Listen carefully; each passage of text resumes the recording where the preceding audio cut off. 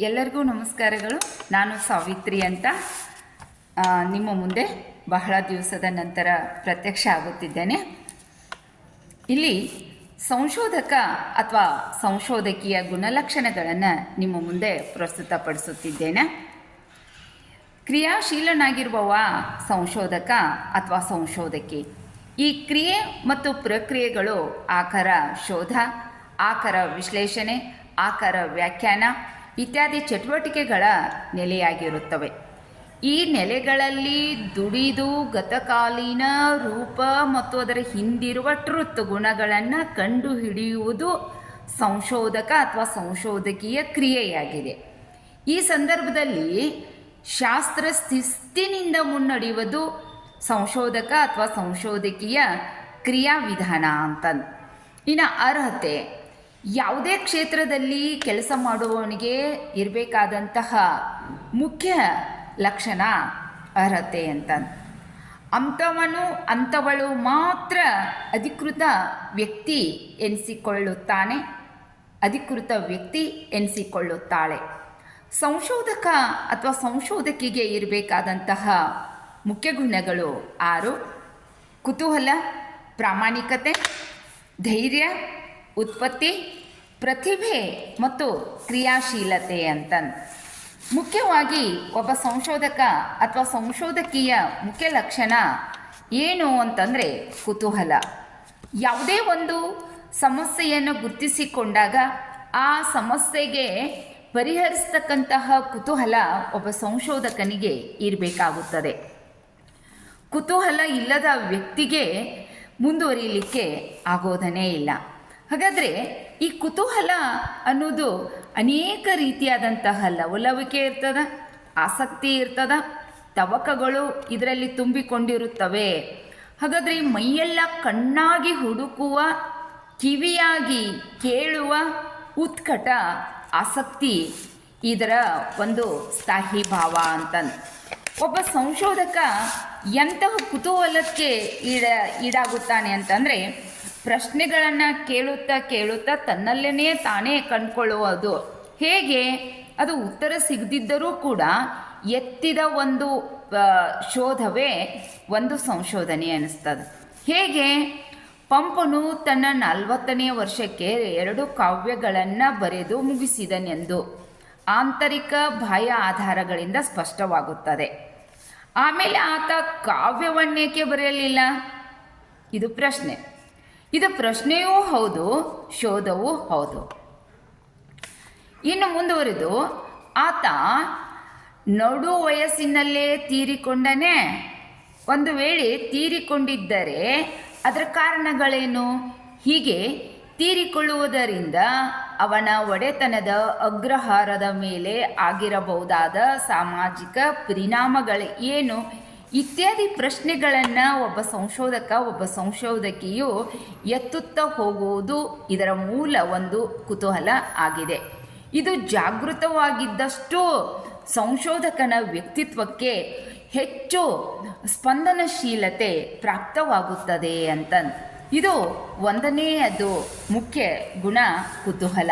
ಹಾಗೆ ಎರಡನೆಯ ಮುಖ್ಯ ಲಕ್ಷಣ ಒಬ್ಬ ಸಂಶೋಧಕ ಸಂಶೋಧಕಿಯದು ಪ್ರಾಮಾಣಿಕತೆ ಅಂತ. ಕುತೂಹಲದಂತೆ ಪ್ರಾಮಾಣಿಕತೆಯು ಸಂಶೋಧಕನ ಮುಖ್ಯ ಲಕ್ಷಣವಾಗಿದೆ. ಸಂಶೋಧಕನ ಪ್ರಥಮ ಮತ್ತು ಅಂತಿಮ ಗುರಿ ಸತ್ಯಶೋಧ ಅಂತ. ಸತ್ಯವನ್ನು ಹೇಳುತ್ತೇನೆ, ಸತ್ಯವನ್ನಲ್ಲದೆ ಬೇರೇನು ಹೇಳಲಾರೆ ಎಂಬ ವ್ರತ ಅವನದಾಗಿರುತ್ತದೆ.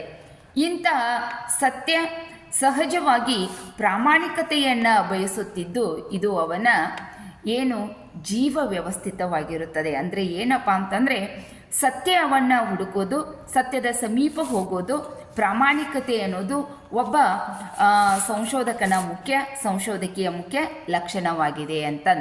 ಆಮೇಲೆ ಇದರ ಬಸವಣ್ಣನವರ ಜೀವನ ಚರಿತ್ರೆಗೆ ಸಂಬಂಧಪಟ್ಟಂತಹ ಆಕಾರಗಳನ್ನು ಪ್ರಾಮಾಣಿಕವಾದವು ಕೆಲವು, ಅಪ್ರಾಮಾಣಿಕವಾದವು ಕೆಲವು. ಅಪ್ರಾಮಾಣಿಕವಾಗಿದ್ದು ಗೊತ್ತಿದ್ದು ಬಿಜ್ಜಳರಾಯ ಚರಿತೆ, ಬಿಜ್ಜನಾಂಕ ಪುರಾಣಗಳನ್ನು ಬಳಸಿದಲ್ಲಿ ಸಂಶೋಧಕನ ಪ್ರಾಮಾಣಿಕತೆ ಪ್ರಶ್ನಾರ್ಹವೆನಿಸುತ್ತದೆ.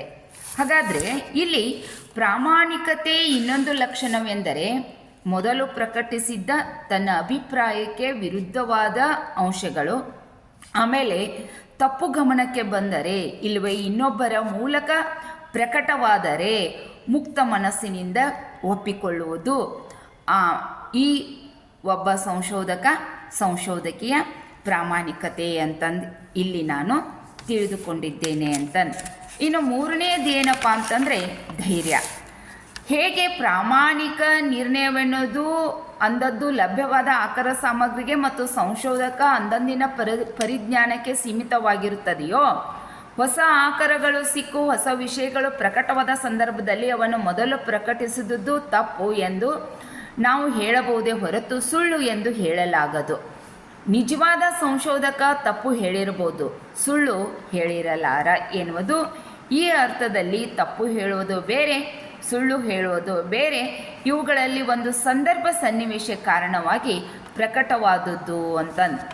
ಇಲ್ಲಿ ಒಂದು ಮಾತು, ಸಂಶೋಧನೆಯಲ್ಲಿ ಸತ್ಯವನ್ನೇ ಬರೆಯಬೇಕು ಎಂಬ ಪ್ರಶ್ನೆ ಗಟ್ಟಿಗೊಳ್ಳುತ್ತಾ ಹೋಗಿ ಜೀವನದಲ್ಲಿಯೂ ಸತ್ಯದಿಂದಲೇ ಬಾಳಬೇಕೆನ್ನುವಂತಹ ನಿಲುವು ಆ ಸಂಶೋಧಕಿಯಲ್ಲಿ ಸಾಮಾನ್ಯವಾಗಿ ಬೆಳೆಯುತ್ತದೆ. ಸಂಶೋಧನೆಯ ಸಂಘದ ಪ್ರಭಾವವಿದು ನೋಡ್ರಿ. ಸಂಶೋಧನೆಯಲ್ಲಿ ತೊಡಗಿದಂಥ ವ್ಯಕ್ತಿ ಜೀವನದಲ್ಲಿನೂ ನಾವು ಸತ್ಯವಾಗಿ ಪ್ರಾಮಾಣಿಕವಾಗಿ ಬದುಕಬೇಕನ್ನುವಂತಹ ಒಂದು ಉಲ್ಲಾಸ ಆತನಲ್ಲಿ ಬರ್ತಾ ಇದೆ. ಇಂತಹ ಕಾರಣ ಬದುಕಿನಲ್ಲಿಯೂ ಲೋಕವಿರೋಧಿಯಾಗಿ ಪರಿಣಮಿಸುತ್ತಾನೆ. ಸತ್ಯದ ಸಂರಕ್ಷಣೆಗಾಗಿ ಆ ವಿರೋಧವನ್ನು ಎದುರಿಸುವ ಧೈರ್ಯ ಅವನಲ್ಲಿ ಬೆಳೆದು ಬರಬೇಕಾಗುತ್ತದೆ. ಆಗ ಮಾತ್ರ ನ್ಯಾಯವಾದುದನ್ನು ಬರೆಯಲು, ನ್ಯಾಯವಾದುದನ್ನು ಬದುಕಲು ಅವನಿಗೆ ಸಾಧ್ಯವಾಗುತ್ತದೆ ಅಂತ. ಹೇಗೆ ಪ್ರಾಮಾಣಿಕತೆ ತೀಕ್ಷ್ಣವಾಗಿರುತ್ತದೆಯೋ ಹಾಗೆ ಸಂಶೋಧನೆಯ ಪರಿಸರಕ್ಕೆ ಹೆಚ್ಚು ಕಹಿ ಎನಿಸುತ್ತದೆ. ಅದನ್ನು ಕಹಿಯಾಗಿಸುವ ನಮಗೆ ಅಧಿಕಾರ ಇಲ್ಲ. ಹೀಗಾಗಿ ಅಂಥ ಸತ್ಯವನ್ನು ವ್ಯಕ್ತಪಡಿಸುವಂಥ ಮನೋಧೈರ್ಯ ಸಂಶೋಧಕನಿಗೆ ಅವಶ್ಯವಾಗಿರಬೇಕಾಗಿರುತ್ತದೆ. ಇದು ದೊಡ್ಡ ಧೈರ್ಯವಲ್ಲ, ಸಾತ್ವಿಕ ಧೈರ್ಯವಾಗಿದೆ ಅಂತ. ವಿದ್ವತ್ತಿನ ಬೆಳವಣಿಗೆ, ಸಾಮಾಜಿಕ ಸುಧಾರಣೆ, ಹೀಗೆ ಎರಡು ಉದ್ದೇಶಗಳನ್ನು ಇಟ್ಟುಕೊಂಡು ಸಂಶೋಧನೆ ಕ್ರಿಯೆ ಮುನ್ನಡೆಯುತ್ತದೆ. ಆದುದರಿಂದ ವಿದ್ವಾಂಸರ ಪ್ರತಿಕ್ರಿಯೆಯನ್ನು ಎದುರಿಸುವ ಧೈರ್ಯ, ಸಾಮಾಜಿಕ ಪ್ರತಿಭಟನೆಯನ್ನು ಎದುರಿಸುವ ಧೈರ್ಯ, ಹೀಗೆ ಎರಡು ಬಗೆಯ ಧೈರ್ಯಗಳು ಸಂಶೋಧಕ ಹಾಗೂ ಸಂಶೋಧಕಿಗೆ ಅವಶ್ಯವಾಗಿ ಇರಬೇಕಾದಂಥದ್ದು. ಒಟ್ಟಿನಲ್ಲಿ ಧೈರ್ಯ ಸರ್ವತ್ರ ಸಾಧನಂ ಎನ್ನುವಂತೆ ಧೈರ್ಯದಿಂದ ಮುನ್ನುಗ್ಗಿದಾಗ ನಮಗೆ ಅಗಾಧವಾದಂತಹ ಒಂದು ಮಹಾಪ್ರಬಂಧವನ್ನು ರಚಿಸಲಿಕ್ಕೆ ಸಾಧ್ಯವಾಗ್ತದ ಅಂತ. ಇನ್ನು ನಾಲ್ಕನೇ ಪ್ರಶ್ನೆ ಲಕ್ಷಣ ಏನಪ್ಪ ಅಂದರೆ, ಒಬ್ಬ ಸಂಶೋಧಕಿಗೆ ಇರತಕ್ಕಂಥದ್ದು ಗುಣಲಕ್ಷಣಗಳಲ್ಲಿ ಕುತೂಹಲ, ಪ್ರಾಮಾಣಿಕತೆ, ಧೈರ್ಯಗಳು ಸಂಶೋಧಕನ ಸ್ವಭಾವ ವಲಯಕ್ಕೆ ಸಂಬಂಧಪಟ್ಟಂಥ ಅರ್ಹತೆಗಳಾದರೆ, ಉತ್ಪತ್ತಿ ಇದು ಪ್ರತಿಭೆ, ಕ್ರಿಯಾಶೀಲತೆಗಳು ಅವನ ಸಂಶೋಧನಾ ವಲಯಕ್ಕೆ ಸಂಬಂಧಪಟ್ಟಂತಹ ಅರ್ಹತೆಗಳಾಗಿವೆ. ಇವುಗಳಲ್ಲಿ ಉತ್ಪತ್ತಿ ಎನ್ನುವುದು ಸಂಶೋಧನಾ ವ್ಯವಸಾಯದ ಮೂಲಧನ. ಈ ಮೂಲಧನ ಅಧಿಕವಾಗಿದ್ದಷ್ಟು ಅವನ ಸಂಶೋಧನೆಯ ಲಾಭ ವರ್ಧಿಸುತ್ತಾ ಹೋಗುತ್ತದೆ ಅಂತ. ಬಹುಜ್ಞತಾ ಉತ್ಪತ್ತಿ ಎಂದು ನಮ್ಮ ಕಾವ್ಯ ಮೀಮಾಂಸಕರು ಉತ್ಪತ್ತಿಯನ್ನು ವ್ಯಾಖ್ಯಾನಿಸಿದ್ದಾರೆ. ಸಂಶೋಧಕನಿಗೆ ಇದು ಅಧ್ಯಯನದಂಥ ಬೌದ್ಧಿಕ ಪರಿಶ್ರಮ, ಕ್ಷೇತ್ರ ಕಾರ್ಯಗಳಂತಹ ದೈಹಿಕ ಪರಿಶ್ರಮಗಳಿಂದ ಸಾಧ್ಯವಾಗುವಂತಹ ಸಂಪತ್ತು. ಸಾಮಾಜಿಕ ಸಂಪರ್ಕ, ವಿದ್ವಾಂಸರ ಸಮಾಗಮ, ನಿರಂತರ ಅಧ್ಯಯನ, ಅವಿಶ್ರಾಂತ ಸಂಶೋಧನೆ ಕ್ರಿಯೆ, ಇವುಗಳಿಂದ ಇದು ವರ್ಧಿಸುತ್ತಾ ಹೋಗುತ್ತದೆ.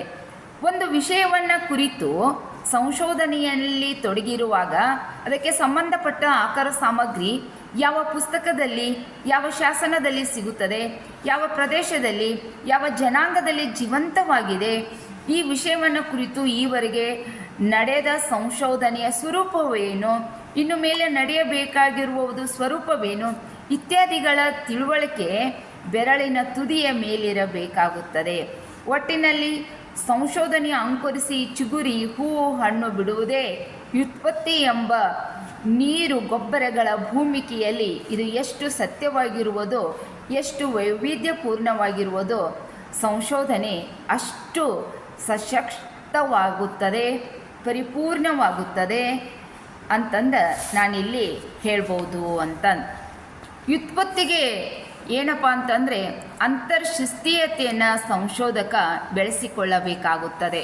ಅಂದರೆ ವ್ಯುತ್ಪತ್ತಿ ಅಧಿಕವಾಗಿದ್ದಷ್ಟು ಅವನ ಕ್ಷಿತಿಜ ವಿಸ್ತಾರವಾಗುತ್ತಾ ಹೋಗುತ್ತದೆ. ಇದಕ್ಕೆ ವಿರುದ್ಧ ಎಂಬಂತೆ ಇಂದು ಅನೇಕ ಕ್ಷೇತ್ರಗಳಲ್ಲಿ ಹೋಗಿ ಒಂದು ಕ್ಷೇತ್ರದ ವಿಶೇಷಜ್ಞತೆ ಸಂಶೋಧನೆಯ ಶಿಸ್ತಾಗಿ ಬೆಳೆಯುತ್ತಲಿದೆ. ಕ್ಷೇತ್ರವೊಂದರಲ್ಲಿ ಮತ್ತೆ ಒಂದು ಶಾಖೆಯನ್ನು, ಒಂದು ಉಪಶಾಖೆಯನ್ನು ತಜ್ಞತೆಯ ವರ್ತುಲವನ್ನಾಗಿಸಿಕೊಳ್ಳುತ್ತಿದ್ದಾರೆ. ಅದರ ಸಂಶೋಧನೆಗೆ ವಸ್ತುವಾಗುವ ಬದುಕು ಬರಹಗಳು ತುಂಬ ವೈವಿಧ್ಯಪೂರ್ಣವಾಗಿರುವುದರಿಂದ ಶಾಖೆ ಉಪಶಾಖೆಗಳ ವಿಶೇಷ ತಜ್ಞತೆ ಅನೇಕ ಶಾಖೆಗಳ ಬಹುಜ್ಞತೆಯ ಸರಿಯಾದ ಕ್ರಮವೆಂದು ನಾವು ಹೇಳ್ಬೋದು ಅಂತ. ಇನ್ನು ಮುಂದಿಂದು ಸಂಶೋಧನಕ ಅಥವಾ ಸಂಶೋಧಕೀಯ ಅರ್ಹತೆಗಳಲ್ಲಿ ಪ್ರತಿಭೆ ಎನ್ನುವುದು ಬಹಳಷ್ಟು ಮುಖ್ಯವಾದಂಥದ್ದು. ಕವಿಯಂತೆ ಸಂಶೋಧಕನಿಗೂ ಒಂದು ಪ್ರತಿಭೆ ಅಗತ್ಯವೆಂದು ತೋರುತ್ತದೆ. ಪ್ರತಿಭಾ ಎಂಬುದನ್ನು ಪ್ರತಿ ಪ್ಲಸ್ ಭಾ ಎಂದು ಬಿಡಿಸಿ ಹೊಳೆಯದು ಮತ್ತೆ ಮತ್ತೆ ಹೊಳೆಯುತ್ತಾ ಹೋಗುವುದು ಎಂದು ಇದಕ್ಕೆ ಅರ್ಥ ಹೇಳುತ್ತಾರೆ. ಯಾರಿಗೂ ಹೊಳೆಯದ ಒಂದು ವಿಷಯ ಕವಿಯಂತೆ ಸಂಶೋಧಕನಿಗೂ ಹೊಳೆಯುತ್ತಾ ಹೋಗುತ್ತದೆ. ಅಂದರೆ ಕವಿಯಲ್ಲಿ ಮೂಲ ಕಲ್ಪನೆ ಹೊಳೆದು ಮತ್ತೆ ಮತ್ತೆ ಹೊಸ ಕಲ್ಪನೆಗಳು ಮಿಂಚಿ ಸೃಜನದಲ್ಲಿ ವಿರಮಿಸುವಂತೆ ಸಂಶೋಧಕನಲ್ಲಿಯೂ ಮೂಲ ಊಹೆ ಹೊಳೆದು ಮತ್ತೆ ಹೊಸ ಹೊಸ ಸತ್ಯಗಳು ಮಿಂಚಿ ಸಂಯೋಜನೆಯಲ್ಲಿ ವಿರಮಿಸುತ್ತವೆ. ಆದರೆ ಅಭಿವ್ಯಕ್ತಿಯ ಸಂದರ್ಭದಲ್ಲಿ ಕವಿ ವಾಚ್ಯ, ಲಕ್ಷ್ಯ, ವ್ಯಂಗ್ಯ ಮತ್ತು ಪಾತಳಿಗಳ ಭಾಷೆಯನ್ನು ಬಳಸಿದರೆ ಸಂಶೋಧಕ ವಾಚ್ಯ ಪಾತಳಿಯ ಭಾಷೆಯನ್ನು ಮಾತ್ರ ಬಳಸುತ್ತಾನೆ. ಇದರಿಂದಾಗಿ ಕವಿಯ ರಚನೆ ಸೃಜನವಾಗಿ ಬೆಳೆದರೆ ಸಂಶೋಧಕನ ರಚನೆ ಸಂಯೋಜನೆಯಾಗಿಯೇ ಉಳಿಯುತ್ತದೆ. ಅಲ್ಲಿ ಕಥನವಾದಂತಹ ರಚನೆಗಳಲ್ಲಿ ಸೃಜನ ಪ್ರತಿಭೆಯು ಸಂಯೋಜನ ಪ್ರತಿಭೆಯ ರೂಪಕ್ಕೆ, ವ್ಯಾಖ್ಯಾನಮುಖಿ ಶೋಧದಂಥ ಸಂಶೋಧನೆಗಳಲ್ಲಿ ಸಂಯೋಜನ ಪ್ರತಿಭೆಯು ಸೃಜನ ಪ್ರತಿಭೆಯ ರೂಪಕ್ಕೆ ಬರಬಹುದಾಗಿದೆ ಅಂತ. ಪ್ರತಿಭೆಯಲ್ಲಿ ಕಾಣುವುದು, ಕಟ್ಟುವುದು, ಹೀಗೆ ಎರಡು ಕ್ರಿಯೆಗಳು ಏನಾಗ್ತಾ ಇದ್ದಾವೆ, ನಡೆಯುತ್ತವೆ ಅಂತ. ಇವುಗಳಲ್ಲಿ ಸಂಶೋಧನೆಯಲ್ಲಿ ಕಾಣುವ ಮೇಲೆ ಒತ್ತು ಕೊಟ್ಟರೆ ಸೃಜನವು ಕಾಣುವುದರೊಂದಿಗೆ ಕಟ್ಟುವ ಕ್ರಿಯೆ ಮೇಲೆ ಒತ್ತು ಕೊಡುತ್ತದೆ ಅಂತ. ಇನ್ನು ಕ್ರಿಯಾಶೀಲತೆಯೇ ಸಂಶೋಧಕ ಅಥವಾ ಸಂಶೋಧಕಿಯ ಮತ್ತೊಂದು ಲಕ್ಷಣವಾಗಿದೆ ಅಥವಾ ಗುಣವಾಗಿದೆ ಅಂತ. ಮೇಲೆ ಹೇಳಿದಂತಹ 5 ಗುಣಗಳು ನಿರಂತರವಾಗಿ ಕ್ರಿಯಾಶೀಲತೆ ನಿಮಗ್ನತೆ ಇಲ್ಲದಿದ್ದರೆ ವಿದ್ವಾಂಸನ ಸಂಶೋಧನಾ ಪ್ರಜ್ಞೆ ಹರಿತವಾಗದು, ನವೀಕರಣಗೊಳ್ಳದು. ಉತ್ಪತ್ತಿಗಿಂತ ಭಿನ್ನವಾದುದಾಗಿದೆ ಈ ಕ್ರಿಯಾಶೀಲತೆ. ಉತ್ಪತ್ತಿ ಗಳಿಕೆಗೆ ಸಂಬಂಧಿಸಿದ್ದು. ದೈಹಿಕವಾಗಿ ಬೌದ್ಧಿಕವಾಗಿ ದುಡಿದು ವಿಷಯವನ್ನು ಸೇಕರಿಸಿಕೊಳ್ಳುವುದು ಅಲ್ಲಿ ನಡೆದರೆ, ಕ್ರಿಯಾಶೀಲತೆಯು ಬಳಕೆಗೆ ಸಂಬಂಧಿಸಿದ್ದು. ಶೇಖರಿಸಿದ ವಿಷಯವನ್ನು ದುಡಿಸಿಕೊಳ್ಳುವುದು, ಅಭಿವ್ಯಕ್ತಿಗೊಳಿಸುವುದು ಇಲ್ಲಿ ನಡೆಯುತ್ತದೆ. ಖಡ್ಗ ಬಳಸಿದಷ್ಟು ಹರಿತವಾಗುವ, ಬಳಸದಿದ್ದರೆ ಜಂಗು ಹಿಡಿಯುವುದು ರೀತಿ ಇಲ್ಲಿಯದಾಗಿದೆ. ವ್ಯುತ್ಪತ್ತಿಯಿಂದ ಸಂಶೋಧನೆಯ ಅನೇಕ ನೆಲೆಗಳು ಗೊತ್ತಾಗುವಂತೆ ಕ್ರಿಯಾಶೀಲತೆಯಿಂದಲೂ ಸಂಶೋಧನೆಯ ಹೊಸ ಹೊಸ ಒಳನೋಟಗಳು ಗೊತ್ತಾಗುತ್ತವೆ. ಅರಿತವನಿಗಿಂತ ಏನಪ್ಪ ಅಂತಂದರೆ ನುರಿತವ ಶ್ರೇಷ್ಠ ಎಂಬಂತೆ, ಅರಿತವನಿಗಿಂತ ನುರಿತವ ಶ್ರೇಷ್ಠ ಎನ್ನುವಂತೆ ನಿರಂತರ ಕ್ರಿಯಾಶೀಲತೆಯಿಂದಾಗಿ ಅವನು ಪಳಗುತ್ತಾನೆ. ಅವನ ಸಂಶೋಧನೆ ಏನಾಗಿರ್ತದ, ಪಲ್ಲವಿಸುತ್ತಾ ಹೋಗುತ್ತದೆ. ಈ ಕ್ರಿಯಾಶೀಲತೆ ಅನುಭೂತಿ, ಅಭಿವ್ಯಕ್ತಿ ಎರಡು ನೆಲೆಗಳಲ್ಲಿ ಕೊರತೆಗಳನ್ನು ಕಾಣಿಸಿಕೊಡುತ್ತದೆ ಮತ್ತು ಆ ಕೊರತೆಗಳನ್ನು ತುಂಬಿಕೊಳ್ಳುವ ರೀತಿಗಳಲ್ಲಿ ತಿಳಿಸಿಕೊಡುತ್ತದೆ. ಇದರಿಂದ ಅವನ ಸಂಶೋಧನೆ ಕ್ರಿಯೆ ನವೀಕರಣಗೊಳ್ಳುವುದಲ್ಲದೆ ಕಾಲಕಾಲಕ್ಕೆ ಸಂಭವಿಸಿದ ಸಂಶೋಧನಾ ಕ್ಷೇತ್ರದ ಹೊಸ ಹೊಸ ಪ್ರಯೋಗಗಳಿಗೆ ಮೈಯೊಡ್ಡಿ ಅದರ ಎಲ್ಲ ಘಟ್ಟಗಳಿಗೂ ಅವನು ಪ್ರಸ್ತುತವಾಗುತ್ತಾನೆ. ಹರಿಯುವ ನೀರಿನಂತೆ ಚಲನಶೀಲ ಸಂಶೋಧಕನಾಗುತ್ತಾನೆ. ಹೀಗೆ ಸಂಶೋಧನೆಯು ಅವನಿಗೆ ರಕ್ತಗತವಾಗುತ್ತದೆ.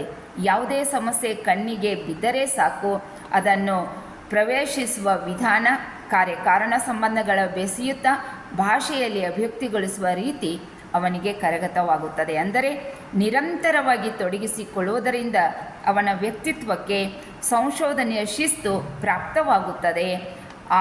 ಆತನು ಇಲ್ಲವೇ ಆತಳು ಒಬ್ಬ ಮೆಥಡಾಲಿಸ್ಟ್ ಆಗಿ ರೂಪುಗೊಳ್ಳುತ್ತಾಳೆ ಅಥವಾ ರೂಪುಗೊಳ್ಳುತ್ತಾನೆ. ಇಷ್ಟು ಮೇಲೆ ಹೇಳಿದಂತಹ ಲಕ್ಷಣಗಳನ್ನು ನಾನು ನಿಮಗೆ ಹೇಳಿದ್ದೇನೆ. ಸ್ವಲ್ಪ ಫಾಸ್ಟಾಗಿ ಹೇಳಿದ್ದೇನೆ. ಇದರಲ್ಲಿ ಏನಾದರೂ ನಿಮಗೆ ಒಂದಷ್ಟು ವಿಶೇಷತೆಗಳು ಇದ್ದರೂ ಕೂಡ ಮತ್ತೆ ನೀವು ಇನ್ನಷ್ಟು ಇದರಲ್ಲಿ ಸೇರಿಸ್ಕೊಂಡು ಯಶಸ್ವಿಯಾಗಿರಿ ಅಂತ ಹೇಳ್ತಾ, ಒಟ್ಟಿನಲ್ಲಿ ಕೇಳಿದ್ದಕ್ಕೆ ಅನಂತವಾದಂಥ ಭಕ್ತಿಯ ಶರಣಾರ್ಥಿಗಳು. ಅದರ ಜೊತೆಗೆ ಎಲ್ಲರಿಗೂ ಬಸವ ಜಯಂತಿಯ ಶುಭ ನಮನಗಳನ್ನು ಸಲ್ಲಿಸುವೆ. ಧನ್ಯವಾದಗಳು.